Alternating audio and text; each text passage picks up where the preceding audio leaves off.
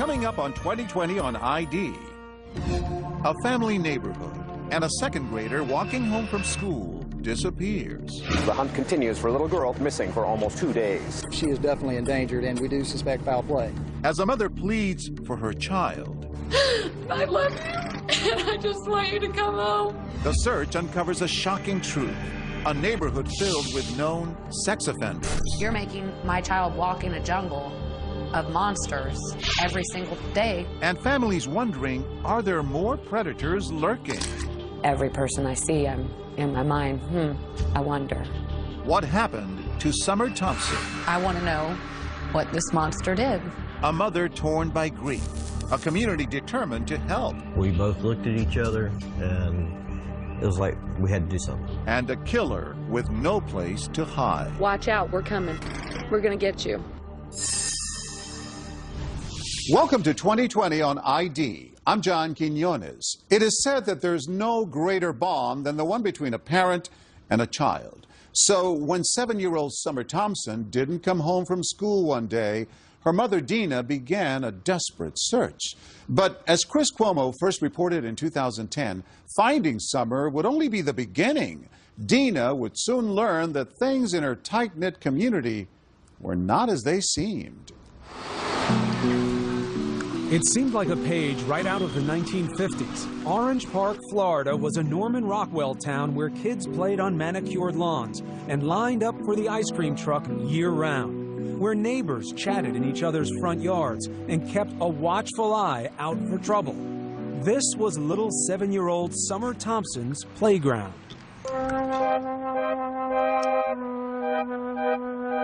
They nicknamed her Grace. Because she was so klutzy. I mean, she could not walk and chew bubble gum at the same time. But she loved to dance. She wanted to be a ballerina. But there was nothing awkward about Summer when it came to showing her affection. I mean, she just wanted to hug everybody. She just always wanted everybody to be happy with her. Not surprising, then, that Summer took it to heart whenever she got teased. What does a pretty girl like that get teased about? She had problems, like, actually with her speech, like, yiddle instead of little. And she was in some special classes to try to help her with that kind of thing, and that they made fun of that fact. Our story starts here, October 2009, when that teasing came to a head. Summer was walking home from school with her older sister, her twin brother, and some friends. A schoolmate made fun of her, and the two exchanged words. Upset, Summer ran off past the other children, disappearing into the crowd ahead. But when her twin brother and older sister arrived home just 15 minutes later, Summer wasn't there. Dina, a medical receptionist, had a friend waiting at the house to watch the kids that afternoon. I texted my friend, and I said just wanted to check and make sure that everybody made it home okay. He texted me back that Summer didn't come home from school. That was at 4:03 that afternoon, more than an hour after school let out. I mean, panic-stricken from the moment I got that text back. I couldn't get that through my brain. Like, what do you mean she didn't come home? She's never done that before. And what calls do you make? Every single person that I could possibly think of in our neighborhood who I had a phone number for, whether it be her older brother's friends, whether it be her older sister's friends, anybody and everybody who lives in my neighborhood. Armed with flashlights, neighbors searched through yards, parked cars, and sheds for any... Within hours, hundreds of residents from Orange Park, Florida were out in the streets searching. By evening, Dina Thompson was living every parent's worst fear. The unthinkable. Summer had vanished in plain sight. I love you, and I just want you to come home. I just want you to come home. The mystery on everyone's mind. How could this have happened without anyone seeing a thing? Nothing. It's a bright and sunshiny day. It's 15-mile-an-hour school zone. Just about everyone on her street knew Summer, the little girl who considered everyone a friend. This man lived more than a half-mile away, but says Summer and her siblings often chatted with him on their way home from school. They loved to play with his dogs. Very trusting. I hate to say it, but, she was the type of person, she didn't know no stranger. And the school crossing guard says it was hard to miss the little girl who always gave him a hug. But on that day, he says he didn't see her. She is definitely endangered, and we do suspect foul play. By nightfall, Dina Thompson was numb with fear. Summer was out there in the cold and dark. She only had her little, jogging suit jacket on, and that's all I can remember thinking is that she's somewhere cold and hungry and scared. I mean, all I could do was stay outside because if she was going to be cold, I was going to be cold. Through the night, neighbors kept hope alive, singing Summer's favorite song. You are my sunshine, my only sunshine. You make me happy. The 7-year-old is now the center of a nationwide Amber Alert, even though there is no confirmation she was abducted. Day 2, Dina took her appeal nationwide. She's one of the most loving little girls in the whole wide world. She doesn't know a stranger, and if somebody has her, please just bring her home. She's got a twin, and he misses her, and we all miss her, and we just want her to come home okay. That's all I wanted. I didn't care at that point if this thing got in trouble or not, as long as she got brought back to me safe, alive. Were you believing at that point? Maybe. No, I can't explain it, but I just knew that she was gone. On a hunch, one detective thought to search the dumpsters, but they'd already been collected and were headed off in 23 different trucks to a landfill in Folkestone, Georgia. Police halted the trucks en route and began sorting through 564 tons of garbage, looking for one little girl. With deep regret and sadness that I have to inform you that a body has been found. 48 hours after Summer went missing, the world finally heard the news, which Dina Thompson had already known deep down in her gut. All I remember is losing it. I mean, literally losing it. Neighbors telling me they could hear me, the shrills across the street. The senselessness of it. Why mine? Why anyone's? And my baby was thrown in the trash. How could you do that? How could anyone do that? Pray for her. Then she goes home. Oh. Within hours, police were on the trail of a monster. There is a child killer on the loose, and that's why we're going to catch this person and bring him to justice. This house, which was being renovated at the time, was their first stop. It was the last place anyone said they'd seen Summer alive. He says he was at this home Monday afternoon, and Summer ran up to the place and told workers they were doing a good job on the renovations. According to reports, there was another reason police were possibly interested in this house. The rug, which Summer's body was allegedly wrapped in, may have come from the construction dumpster there. According to these Clay County public records, Vincent Design and Build is the construction And then, company. what seemed like a huge red flag. One of the men working at the construction house was a registered sex offender. But the community was in for another shock. Turns out being a registered sex offender here, in this seemingly pristine neighborhood, is all too common. 162 registered predators and sex offenders were located within a 5-mile radius of Summer's home. When we come back, a neighborhood on edge. It's scary to think how many people are actually doing that in our community right now.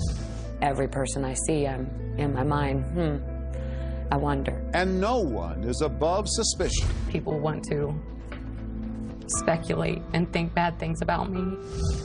When we return.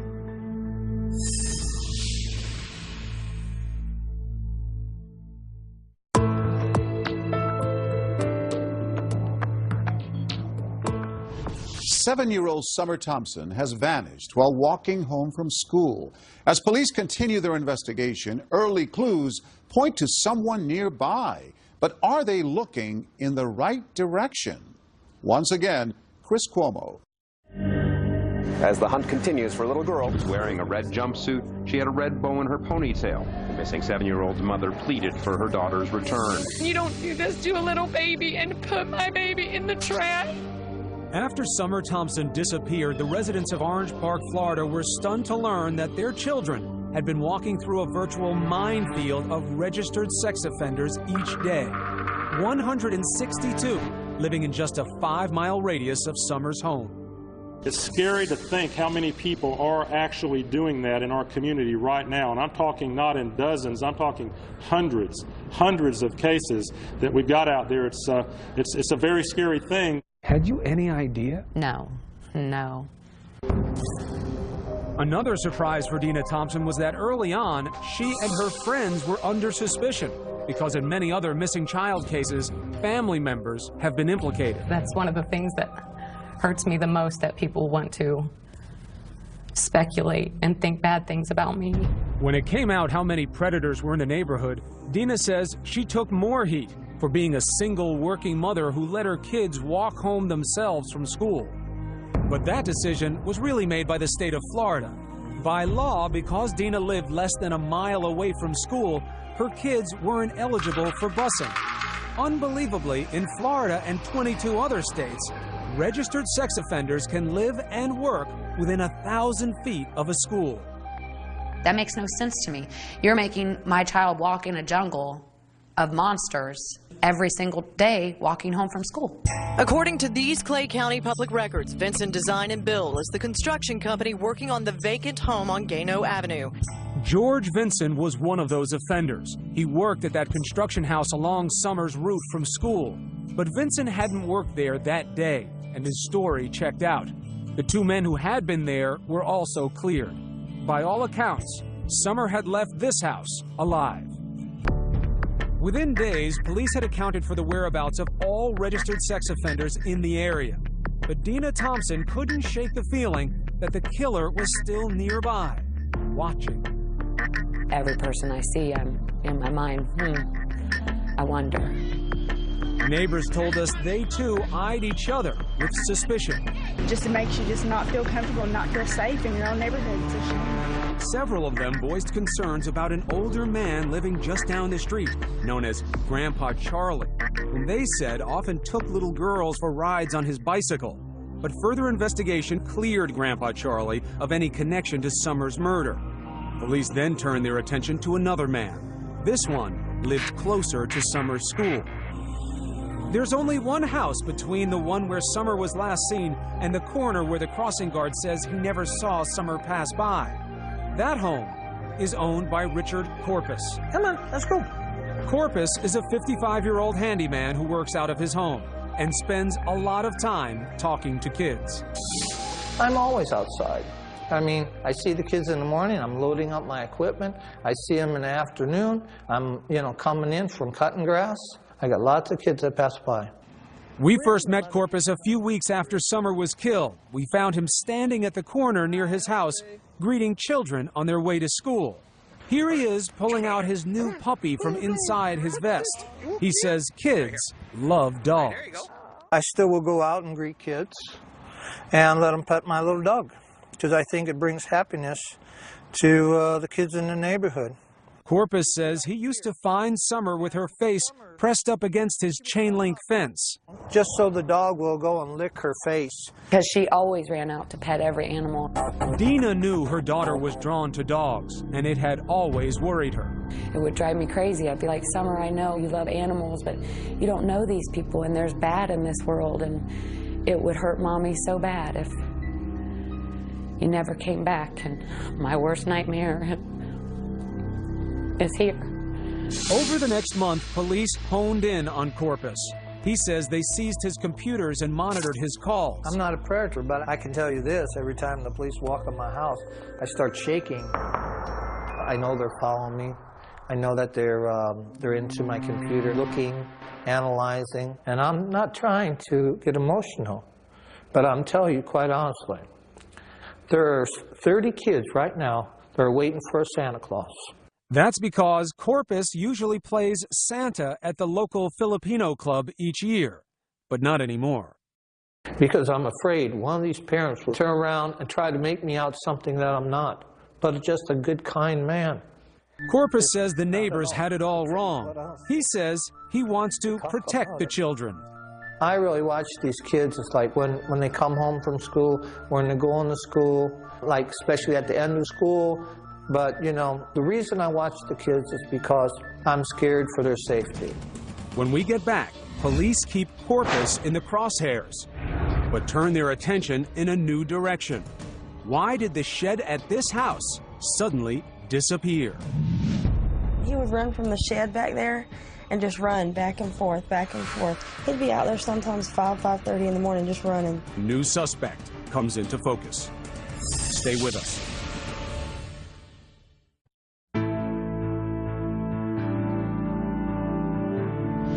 Since Summer Thompson's murder, police have focused on one possible suspect, but they're about to find another. Meanwhile, Dina reflects on her last moments with Summer. Once again, Chris Cuomo. This is Good Morning Jacksonville. Good morning out there, October 19th. This is Good Morning Jacksonville. Thanks for joining us. Nearly every detail of the morning her daughter disappeared is still vivid in Dina Thompson's mind. And what she remembers most is how Summer didn't want to go to school that day. She had Monday-itis a lot, you know. Monday-itis. Yeah. She didn't, necessarily want to go to school on Monday. Dina spent more time than usual getting Summer ready that morning. And she asked me to put her hair up, and I put her hair up in a red, red rubber band. But there's one detail Dina can't remember, and it haunts her to this day. I like to say that I told her I loved her. I'm pretty sure I did, and that I hugged her, but for some reason, I can't remember that part of it. But every one of those little acts that you did that morning is an I love you, isn't it? But not knowing if you actually said it. Cut a couple lawns and... But for police, it was what Richard Corpus was doing that day that concerned them over the next several months. Some found Corpus's alibi suspicious. He claimed he'd mowed the Lions Club lawn that morning, but that wasn't his usual day. He claims he got back home just as the children were getting out of school and unloaded most of his equipment into his garage, even though he was supposedly heading back out to mow another lawn. Corpus says he never saw Summer that day, but he does remember seeing Summer's twin brother and sister pass by. He says he was too busy to chat. And the little boy, I do believe was the twin, asked me, oh, can I have a ride on your trailer? No. Stay with the group, okay? I have to go. Corpus explains being in such a hurry by saying he went into his house to do paperwork for about an hour, then headed to the country to mow his friend's grass. Police would later search his truck for blood and fingerprints. But police were putting so much manpower into Corpus, they were missing something right under their noses. Investigators had spent most of their time on this house, Corpus's house, because the crossing guard at this intersection said he didn't see Summer. But what if he missed her? If Summer had moved just a little bit farther down this street, Gano Ave, just 2 houses down, there is a home that holds many secrets. Turns out police already had a sex crime investigation pending on a 24-year-old man named Jared Harrell, who lived in this house. But police didn't know that because he'd given them a fake address. It took this couple to put the pieces together. Hair stood up on the back of our necks. We both looked at each other, and it was like we had to do something. Rod Buchanan is a local landscaper. His wife, Lisa, is a nurse. 2 days after Summer's body was found, they were driving down Gano Ave. This is the house here. The vehicle was pulled right there in the driveway.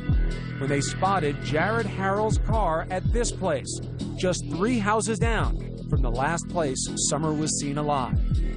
Just a gut instinct, just get that sick, icky feeling. We got goosebumps. 2 months earlier, the Buchanans say their children had discovered Harrell's chilling secret. It started when they say they found he'd been stealing things from them while living at their apartment and asked him to move out. They say Harrell left immediately, but he left behind his computer. That would be a mistake. They decided to search the computer at that point, and that's when they found, it was right there on the desktop. It was no effort made whatsoever to hide the material. They told their parents they found child pornography on Harrell's computer, a lot of it. Our daughter and her fiance both are just extremely distraught over what they saw on his computer. Hardcore stuff. Yes, sir. Stuff that our children shouldn't have seen. Should have never had to see. As soon as they made the alleged discovery, Rod took his wife and daughter to the police to turn over the computer. Flash forward 2 months to October. And then you hear of really profound tragedy. Summer disappears. Yeah. And did you know when you got that news about Summer where Harold was living, that he was on Gano Avenue at the time? You know, it's like surreal. You see this child went missing and your heart just goes out for that family and you don't think anything about you or your family at that point. And then we started thinking about it and we're like, wait a minute, Jared lives over there. Rod and Lisa say they drive by Harold's mother's house on Gano Avenue and discover his car parked outside. We both looked at each other and just go, oh, wow. At the time, police were still combing the area for clues to Summer's killer. Rod and Lisa say they drove to the command center and spoke to the lead detective. We informed him that our children had turned in a computer that contained a lot of child pornography and that Mr. Harold was being investigated by the sex crimes unit. So was the detective able to tell you whether or not they had put this together before you gave him information? No, they had not. He was being investigated on child porn only. And not only did the police not know what you knew, but they had been misled by Harold. Correct. And couldn't place him in the vicinity of Summer even if they'd wanted to. Correct. Correct. Public records show Harold's family had moved out weeks earlier, but neighbors say Harold was still coming and going from the house on Gano Ave even after the family moved. Still, could police put Harold in the house the day Summer disappeared?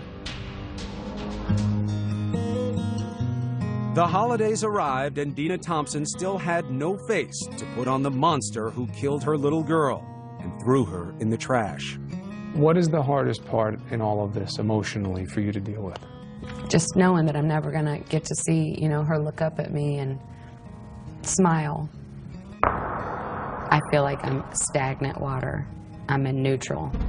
I can't move forward until I have some of these answers answered for me. I have to know for my own peace of mind what happened to her. You don't think knowing some things like that could destroy you? No, I think that what I have built up in my mind can't be any worse than what they're going to tell me. Just a few blocks away, detectives were still keeping surveillance on Richard Corpus and waiting for his DNA results from the lab.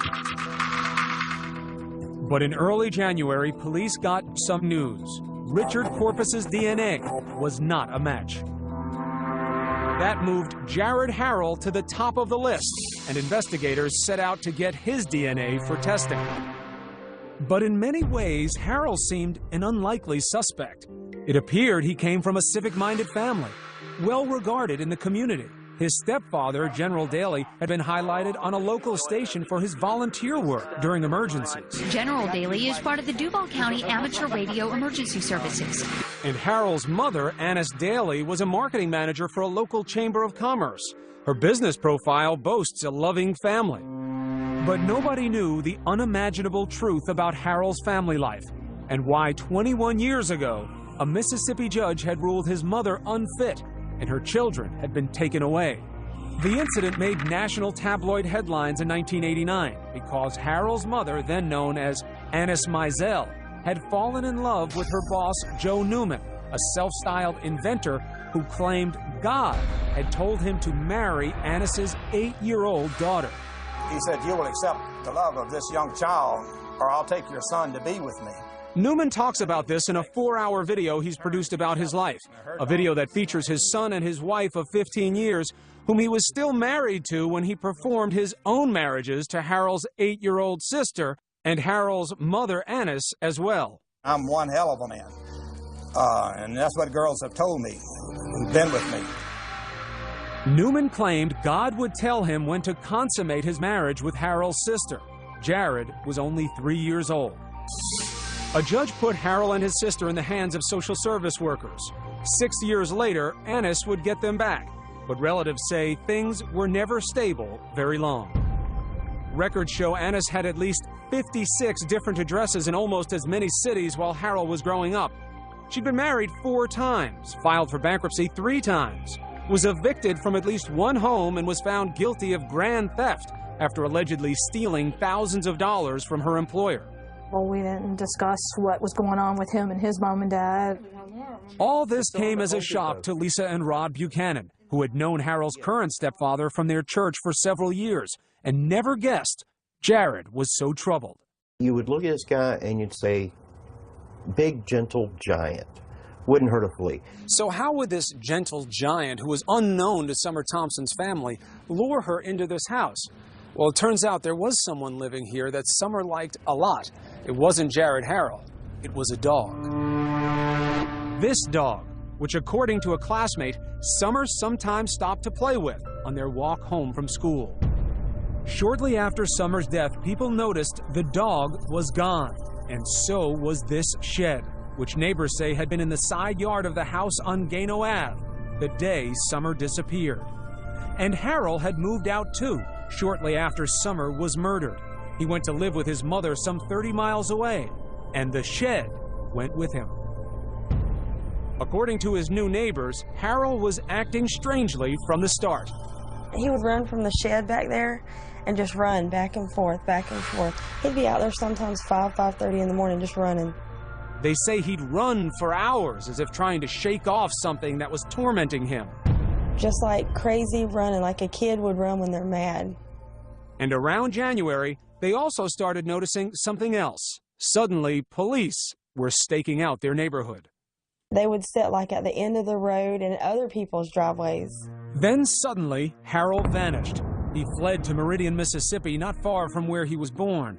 He'd gone to stay with his aunt, who, according to her postings on the internet, is a self-proclaimed artist of the macabre, exhibiting a fascination for death, tortured bodies, and mutilation.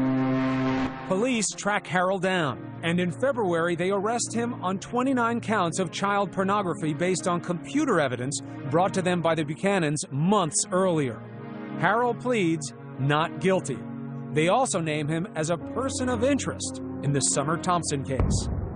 Mr. Harrell, you are charged with 29 counts of possession of photographs of sexual performance by a child. Police then searched Harrell's mother's house and the one on Gano Avenue in hopes of finding evidence to link him to Summer's murder.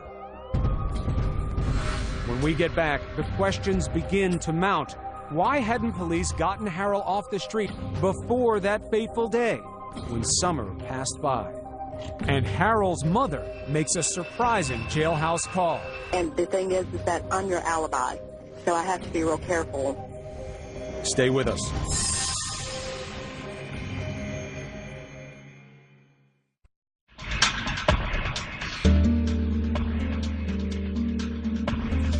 Jared Harrell is in jail on child pornography charges, and police have named him a person of interest in Summer Thompson's murder. But why had it taken so long to arrest him? And would authorities find enough to prove their case? Once again, Chris Cuomo.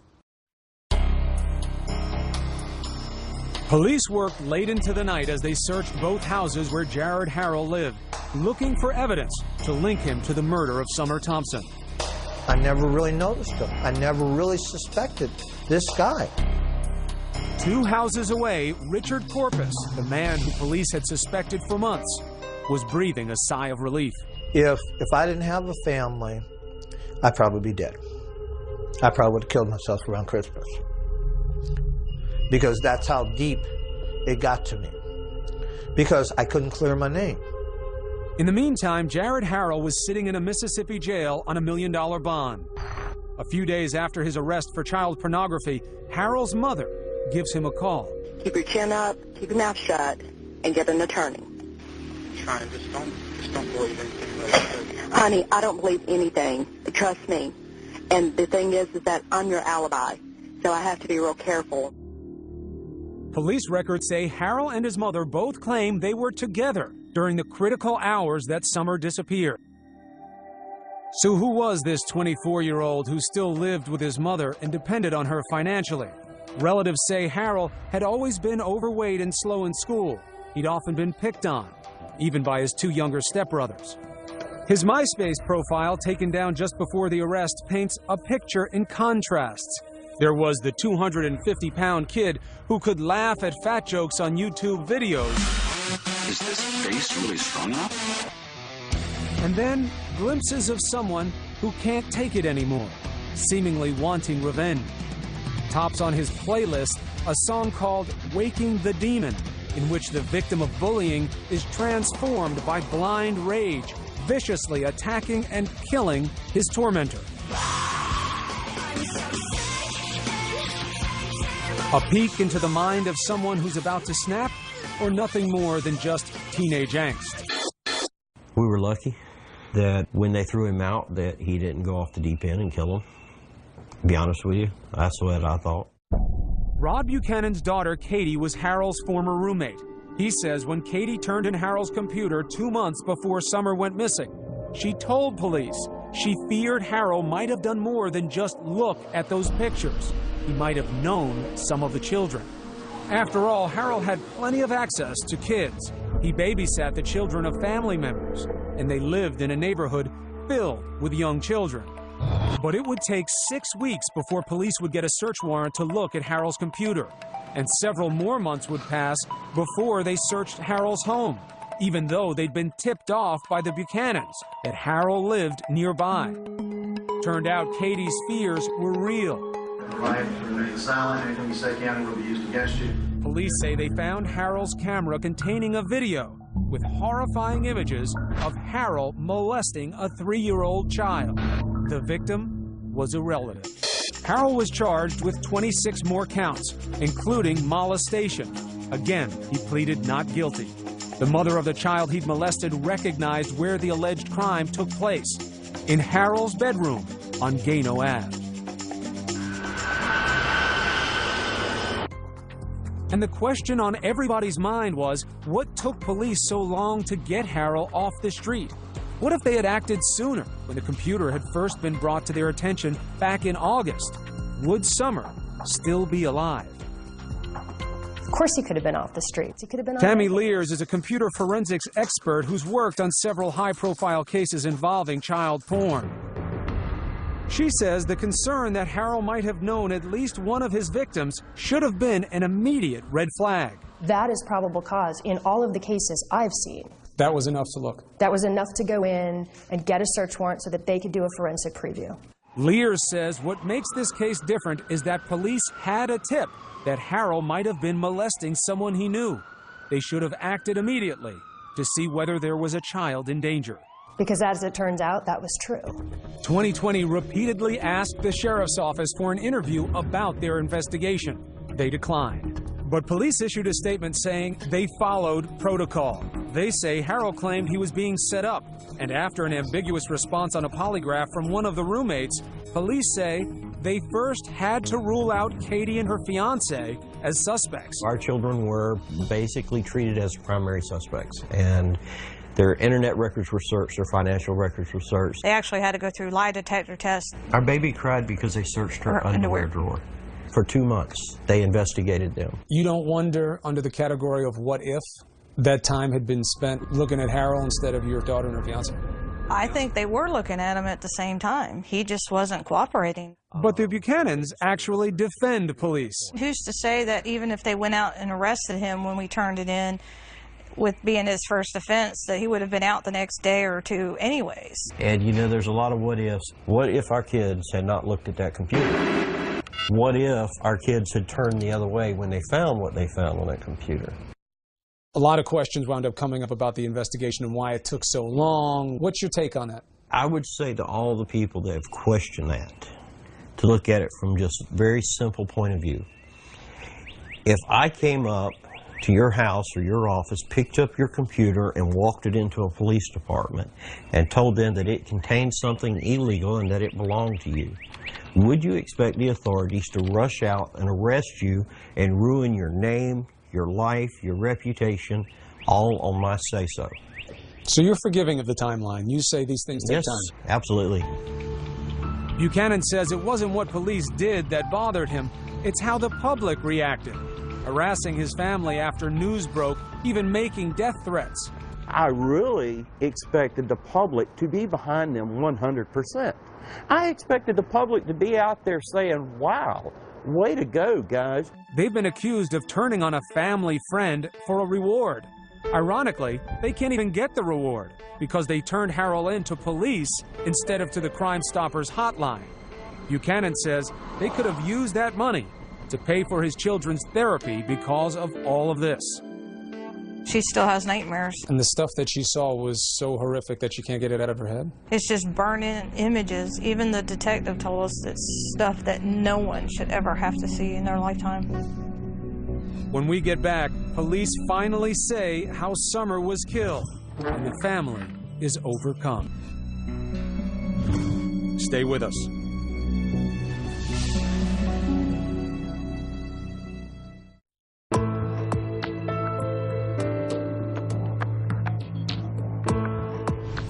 Watch out, we're coming.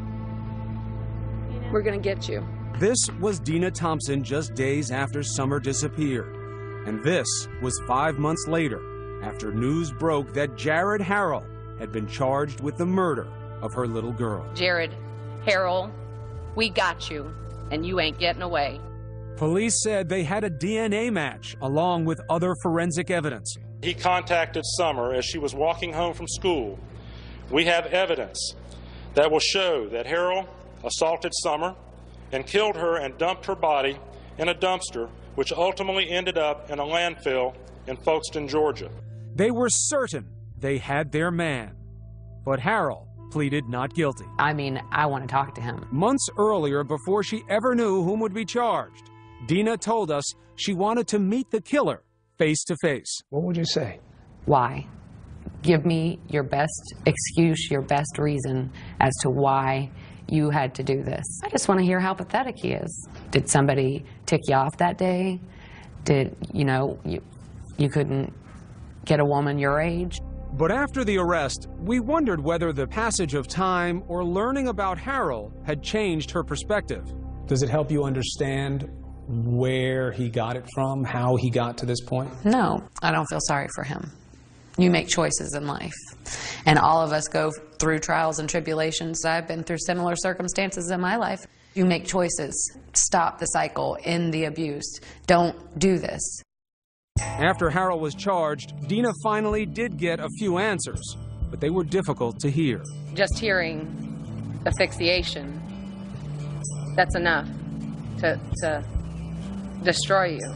To break you down. While Dina was talking, her sister was overcome and fainted. At the press conference, your own family couldn't take it, hearing it. You still have a desire for detail with something like this? I have to know. And I feel like I deserve to know the intimate details of what happened to her. She was my baby. She was my responsibility. And I want to know what this monster did. I was there when she came in, and I want to know if she had to suffer when she went out. And after all the shocking information this manhunt has unearthed about her neighborhood, Dina told supporters, I'm glad he's behind there, but there's many more lurking in the depths, and that's what we've got to try to figure out, how to get to them. Nobody's safe. What hurts the most is that as a parent, I feel like I failed. Do you blame yourself? Absolutely. Why? Because I'm her mother and I was supposed to protect her. I was supposed to keep her safe. And I failed at that. You failed. You failed by sending her off that morning, doing her hair and telling her that you loved her and sending her with her brother and sister like you did every other day? I know that it doesn't make sense. It doesn't have to make sense though, right? Not to a mom. But at some point you have to let that go, right? I guess eventually, I don't know when that'll be. Dina says right now she wants Harrell to get the death penalty, but she finds little comfort in seeing justice served. You set yourself up to think that it's going to make it all better. You're going to be normal again. And I won't ever be normal again. My normal. Dina says she has a new normal, advocating for children. Yes. She wants laws changed, allowing Amber Alerts to be issued sooner, getting predators away from schools, and allowing all children to ride the school bus. God's given me a big mouth, and I plan on using it. To start, Dina kicked off the newly formed Summer Thompson Foundation at a benefit concert. I am officially reclaiming our children's innocence and their safety. These animals will not get us, we'll get them. Justice for Summer means justice for children. She says it was a moment of healing for the whole family, especially hearing this from Summer's older sister, Abby. Just know that Summer's never going to be gone. She's always going to be in your heart. And it was a moment of triumph, too, when Abby and her brother sang their tribute to Summer. You'll never know, dear, how much I love you. Seeing your family be strong, seeing them be happy and having joy in life, that's the power. And for Summer's twin, a mother's special wisdom to help him carry on. He's asked me, do you think that she has her invisible eyes where she can see through the roof and see through the top bunk and see me? And I said, she's got her invisible eyes. And I tell him that he'll see her in his dreams, and that someday, none of us know when, we'll all be back together. And I said, it will be like you were never apart. You have a message for parents. What is it? What do you want to tell parents like me? Your child could be taken in the blink of an eye, and you'll never see them again. And that is the worst feeling I can even imagine. If they want to do something with you and you think they're going to make a bigger mess, so what? Play games with them, read stories to them, tell them you love them, tell them often. Love your kids. They're a gift from above, and you don't know how long you have with them. Love them with every ounce of your being. Please don't take my sunshine away.